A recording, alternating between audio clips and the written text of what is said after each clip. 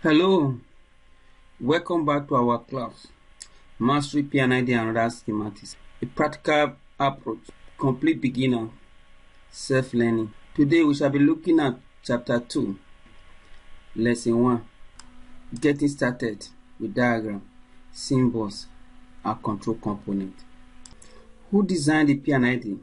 One question often asked in a P&ID class or by beginners or P&ID users is who designed the P&ID diagrams, or how is the complex looking diagram is being designed or assembled. The chapters will help answer the common question everyone or beginner or P&ID user will want to be familiar with. Who designed the P&ID? Who designed all this? Who designed these complex looking diagrams? Before we delve into the concept of who designed the P&ID, let's quickly review some steps in P&ID design. Step in the P&ID designs. In process plant design phases, so diagrams that need to be developed as part of a project deliverables include, though not limited to, block flow diagram, process flow diagram, process and instrumentation diagrams, flow and instrumentation diagram, and others. However, supporting document for a typical P&ID development should include but not limited to process flow drawing, piping material specification, equipment and instrumentation specification, functional requirement specification, and others. Again, the standard and code that must be used in the development of the diagrams must be well thought of by the P&ID design specialist and must be approved by the client, though we shall be discussing more about the standard and code in Chapter 3. Understanding the process plant description. The process of P&ID design begins with the study and understanding of the process plant description.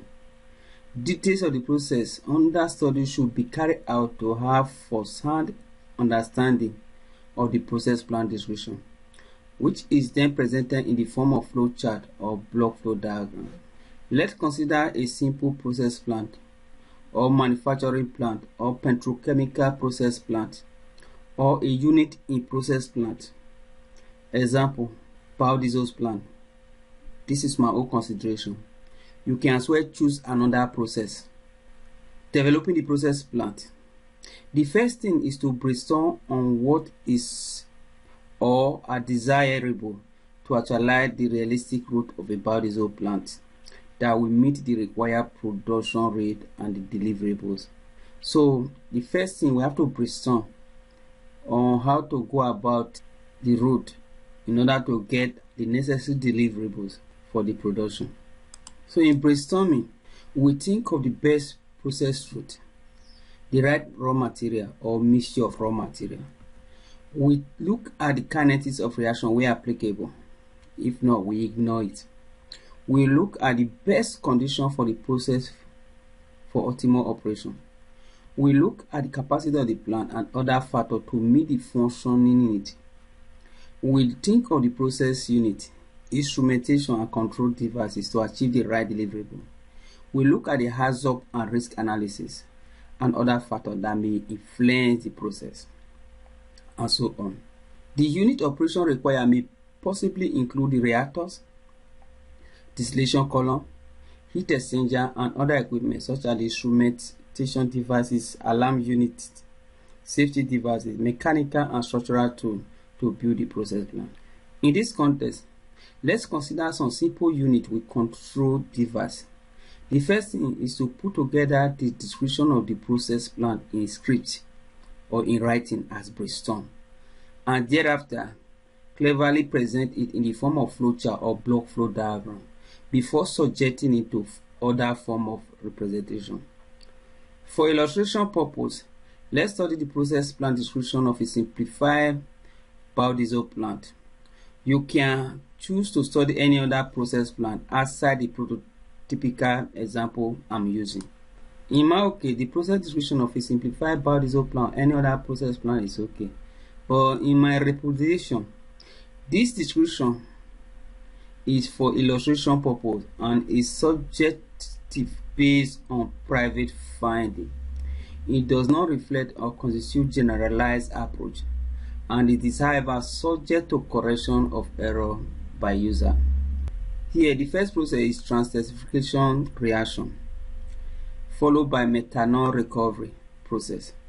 Then we have the water washing color, of course, the purification.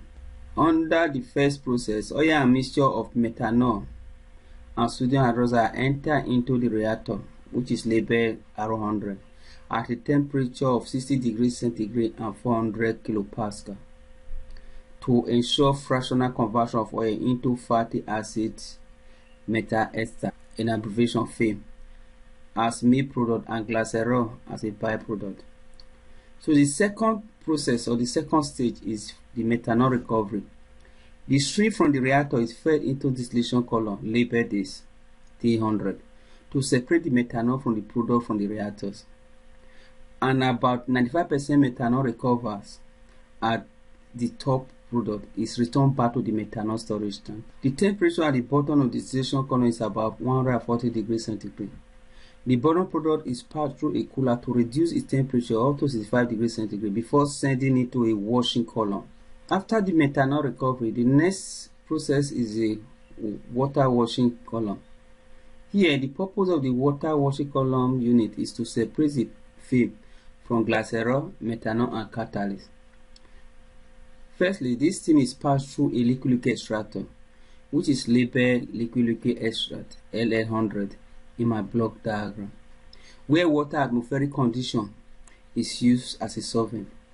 The top stream from the liquid extractor is sent to a gravity separator labeled GS100 for further purification to remove any glycerol, methanol, and to recover the catalyst, sodium hydroxide. Then the next step or stage is the FAME purification.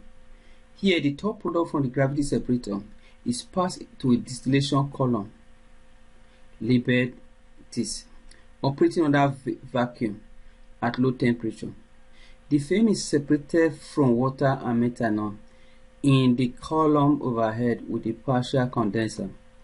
The water and methanol is removed as vent gases, and 0.99 fraction of FAME product is gotten as distillate, that is 99%. The small amount of unconverted oil at the top is treated as waste. However, the recycling of the unconverted oil may be necessary or is necessary if the oil conversion in the reactor contains high percent of unconverted oil. A cooler and pump is required to transport this unconverted waste oil back to the reactor for further purification. So those are the stages that are involved, and briefly I have described the process description. Now we have enough understanding and details about the process plant. The next thing is to present this process description in the form of flow chart or block diagram, though we shall be discussing more on block flow diagram in chapter 6. How do I convert this statement to block diagrams? Next, developing the block flow diagram. From the plant description above, it is now possible to develop the PFD with the summary of the process description of the simplified biodiesel plant above. We can represent the process in the form of block flow diagrams by simply transforming the statement into a block format with line and arrow to show the direction. Here is the block flow diagram. From the overview of the process plant in question, we can see that each block represents a unit operation as described therein. The block diagram in figure 2.3.1 fits into the process as described from the feed input to the product. We have the methanol and the catalyst, and then the oil and the water, hot water, go into the reactor. Here we have the product from this reactor going to the distillation column. So here we have the stage 1. Then we have the recovering unit here, where the unconverted methane is recovered. Then here we have the liquid extractor, okay, as stated in the process description, and we also have water here. Okay, so we have this gravity separator here, and then coming down here is the byproduct. Then we have the film going up to this distillation column. Okay, and we have the film as a major product, and any available methanol or water are then removed. The any unconverted oils are discarded through the bottom here as waste. So this is exactly what I'll be explained in the above process description. Now, having developed the block flow diagram, the next thing is to convert that block flow diagram to process flow diagram. The process flow diagram is developed from the block flow diagram using universally acceptable nomenclature. In developing the block flow diagram, once the process description has been converted or transferred into a block format, and the next thing is to develop the process flow diagram. Developing the process flow diagram here. The process flow diagram is developed from the PFD, which is the block flow diagram, using universally acceptable nomenclature based on standard and code symbol, which could be but not limited to ANSI, ANSME, ISO, DIN, and other standard. It depends on the standard you want to use. It depends. When developing flow schematic for any process, the selection of standard and code for the design of the P&ID development is of utmost importance. However, if we change each block in the figure above to a graphical symbol of typical standard and code symbols, for example, the BFD will be changed to PFD. That means the block flow diagram will be completely converted to process flow diagram, which show more features and details outline of the design of the process. However, in doing this, what we need to do is to use the symbol, the graphic symbol from the standard and code to represent the appropriate equipment in the block diagram.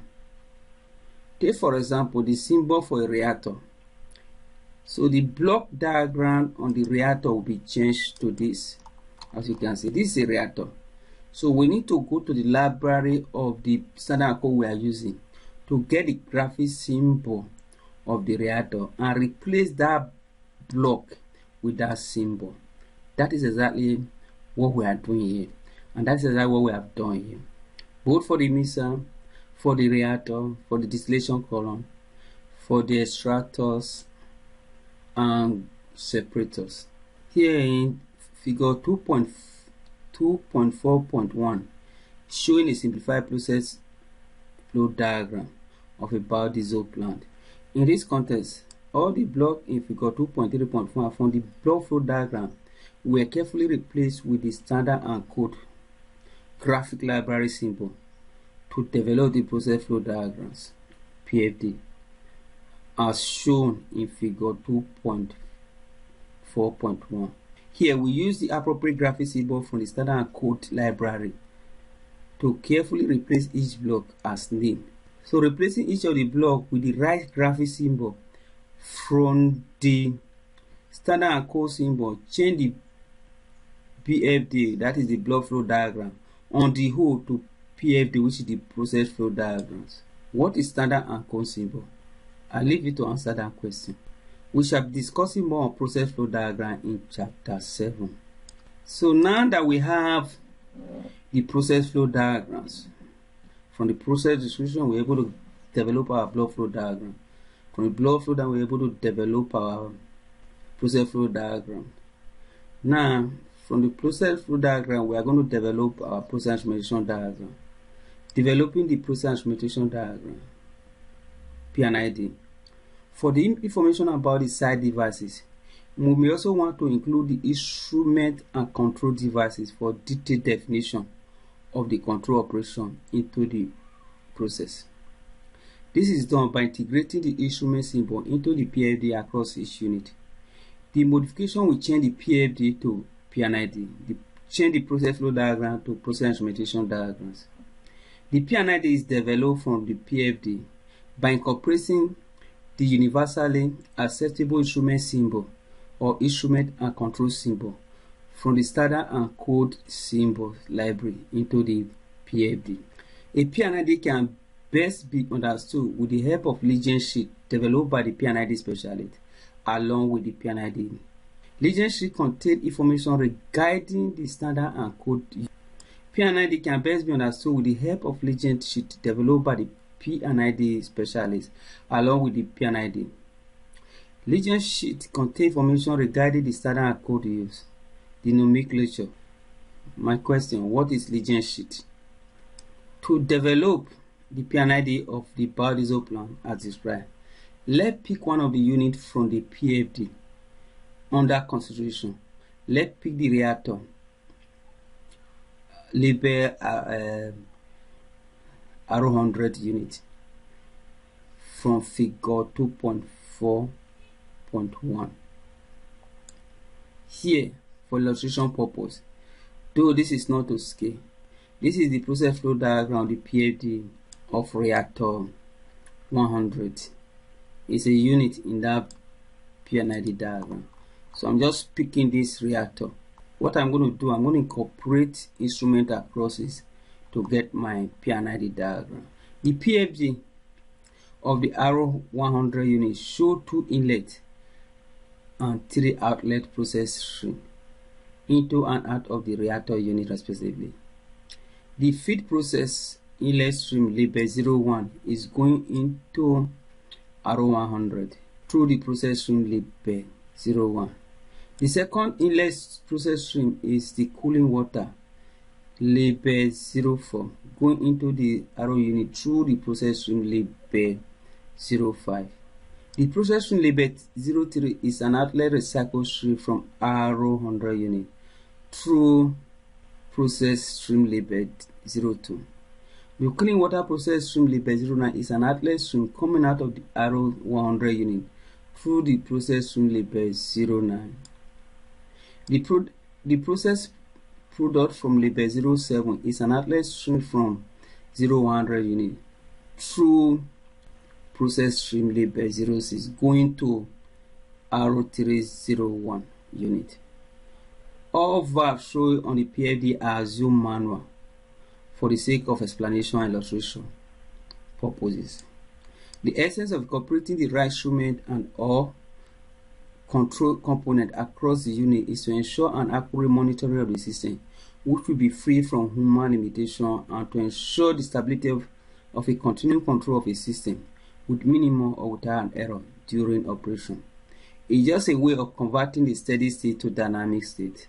By adding the right instrument across the unit, operating dynamic stability will be established, and by suggesting the process to further expansion and modification will lead to the creation of P&ID on this R100 reactor unit. Figure 2.5.2 categorically outline the proposed instruments that need to be added or incorporated across the process unit.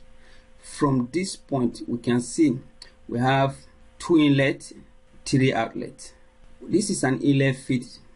So what we need here is inlet feed instrument. This is another inlet feed. So inlet cooling, this is a cooling water that is coming here. So what we need there is the inlet cooling water instrument.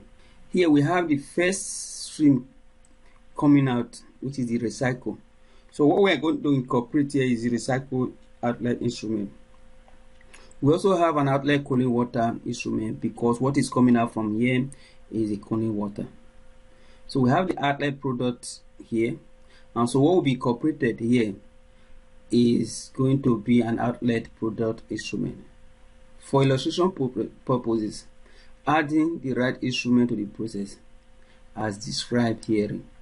To fully incorporate P&ID into the PFD, a process flow arrangement will be introduced to each respective stream as to ensure that the right instrument across the unit is used.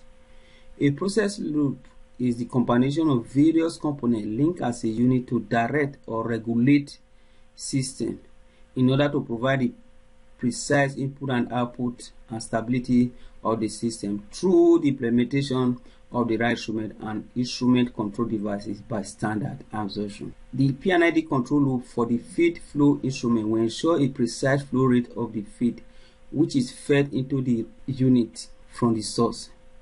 The loop will evaluate if there is an error or deviation from the set point. Where there is error, the control instrument will alter the system and return an accurate value. The instrument will help to monitor the process variable, adjust the valve opening, and ensure the precise flow rate of the feed. Similarly, the P&ID control loop for the inlet and outlet stream of the cooling water flow instrument will ensure that precise flow rate of the inlet and the outlet flow go into and out of the unit. When there is an error or deviation from the set point, the control loop will adjust the system and return an accurate value to the appropriate stream. The control loop for the recycle outlet flow instrument will ensure that the precise proportion of recycled component from R100 unit is returned as defined. When there is an error or deviation from the set point, the control loop will correct the system and return an accurate value. The settings applicable here. The P&ID control loop for the product outlet flow instrument will ensure precise flow rate of the product is what is coming out from the reactor unit. The loop will evaluate if there is error or deviation from the set point. Where there is error, the control instrument will vary the system and return an accurate value. The instrument helps to monitor the process variable, adjust the valves opening, and ensure the precise flow rate and purity of the product as well. Figure 2.5.3 shows the instrument across the process stream linked to direct or regulate process stream in order to provide the precise input and output and to enhance the stability of the system through implementation of the right instrument and instrument control devices by standard assertion. Here at the top, for the feed instrument here, you can see we've incorporated the control devices, the instrument symbols, into the PFD. So the P&ID control loop, the loop will evaluate if there are error or deviation from the set point. Where there is error, the control instrument here will alter the system and return the accurate values. The instrument will help to monitor the process variable, adjust the actuator or valve to ensure the precise flow rate of the feed is coming in. So we have different instruments here. The set is applicable for the cooling water inlet here. Similarly, the P&ID control loop for the inlet stream of the cooling water flow instrument will ensure a precise flow rate of the inlet cooling water that will go into the reactor. When there is error or deviation from the set point, the control loop will alter the system and return an accurate value to the appropriate stream. And for the outlet as well, for the recycle outlet, the control loop instrument will ensure the precise proportion of the recycled component from the unit is returned as defined. When there is error or deviation from the set point, the control loop will alter the system and return an accurate value. For the cooling water outlet, the P&ID control loop for the outlet stream of the cooling water flow instrument will ensure a precise flow rate of the outlet of the cooling water that will go out from the unit. When there is an error or deviation from the set point, the control loop will alter the system and return an accurate value to the appropriate stream. On the main product from the reactor, the P&ID control loop for the product outlet flow instrument ensure a precise flow rate of the product from the unit. The loop will evaluate if there are error or deviation from the set point. Where there is error, the control instrument will alter the system and return an accurate value. The instrument will help to monitor the process variable, adjust the valve to ensure the precise flow rate and purity of the. We shall be discussing more on process and equation diagrams in chapter 8. This is just for explanation purpose and for illustration purpose. Now take a look at what we have done. This is a typical representation of the flow diagram. What we did, we just pick this equipment R100. Then incorporate the P&ID across this unit. The figure 2.5.4 for illustration purpose is the process instrumentation diagram, which is developed from the arrow 100 of the PFD. So from 2.5.4 show the P&ID, taking conceptual part of the PFD from figure 2.5.1, subjecting it to expansion modification by adding more feature to the equipment process line, instrument and control instruments. Typically, after incorporating the instrument and control devices across the unit, it becomes P&ID, showing both the instrument and control devices across this particular unit. Now, back to the basic question: who designed P&ID? The task to integrate the right instrument or instrument and control symbol into the PFD is the duty of experienced instrumentation control specialists, which can be any or group of process engineers, chemical engineers, mechanical engineers, electrical engineers, instrumentation and control engineer trained as process control specialist with P&ID design and control knowledge. Let's get our hands dirty by doing simple subtraction and addition to P&ID. Pick up any P&ID, erase the instrument and control symbol on the P&ID. If all instrument symbols are erased, we shall be left with the process stream and the unit operation. In this diagram, I'm going to erase all the instrument and control symbols. In doing that, simply erase the instrument symbol across the process system as mark. Once I remove all the instrument, here I'm going to remove all the instruments and control symbol from this P&ID.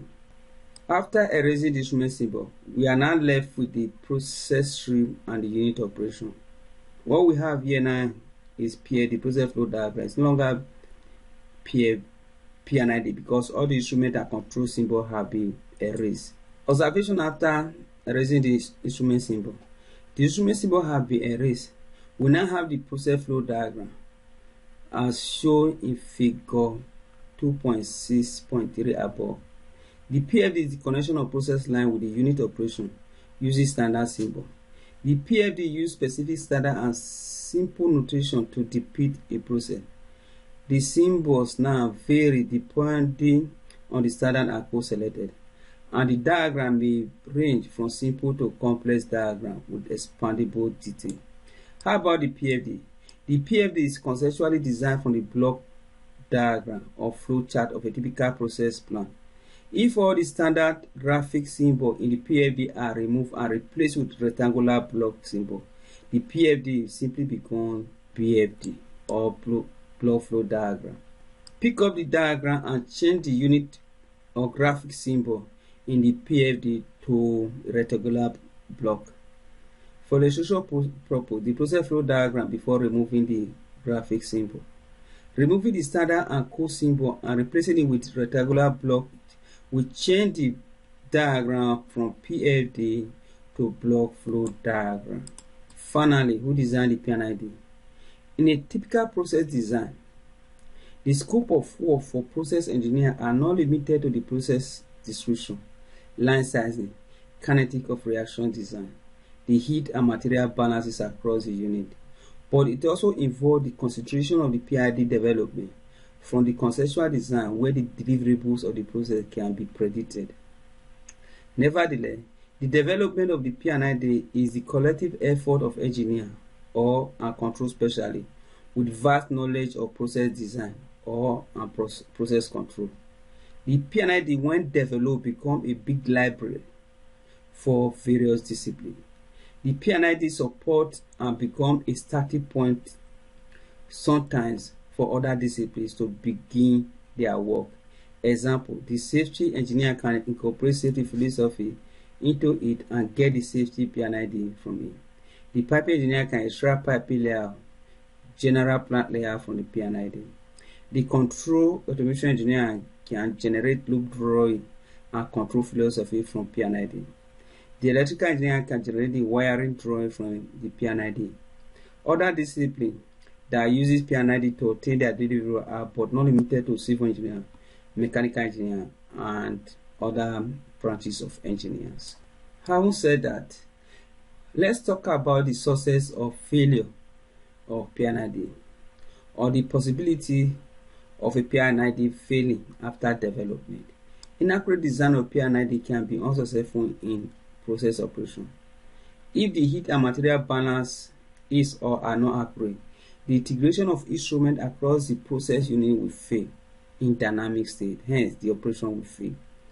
If the drawing and other data used as a basis for the study of the P&ID are not accurate, the operation will fail. If the P&ID design technical things are inexperienced, it is likely to lead to poor design. If the client supply wrong information, it is likely to lead to poor completeness and inaccurate design.